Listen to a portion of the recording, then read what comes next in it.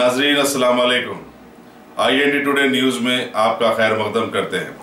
आइए देखते हैं ये तफसीलात। इसका CM जिम्मेदारी है, क्योंकि पूरा शहर में लगभग 10 साल से ये मेट्रो रेल निर्माण होते होते 10 साल हो गया।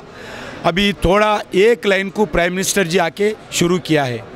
अभी जो निर्माण होना है वो भी शुरू करना है।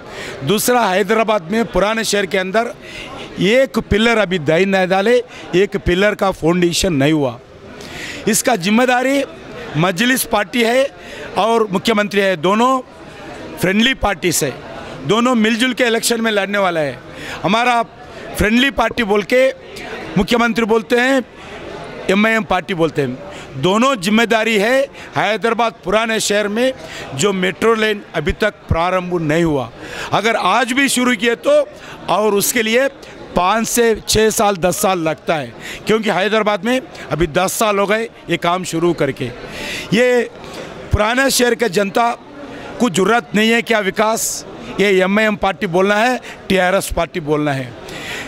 पुराने शहर का जनता एक मॉडर्न स्टाइल में जीना नहीं चाहिए क्या? पुराने शहर के जनता अच्छा रोड्स नहीं रहना क्या? पुराने शहर के जनता पीने का पानी अच्छी नहीं रहना क्या? पुराने शहर का जनता को अच्छा ड्रेनेज सिस्टम नहीं होना क्या? पुराने शहर का जनता को अच्छा पार्क नहीं रहना क्या? MLAs आपके लोग हैं, सरकार आपके है, MIM TRS मिल के MLAs MPs कारपोरेटर्स मेयर्स सब मिलके पुराने शहर के अंदर तबाह कर रहे। कोई विकास नहीं है पुराने शहर में। अगर अंदर गली में गए तो एक रोड भी ठीक रोड नहीं है। उनका पूरा जिम्मेदारी MIM पार्टी है, पूरा जिम्मेदारी मुख्यमंत्री KCR है।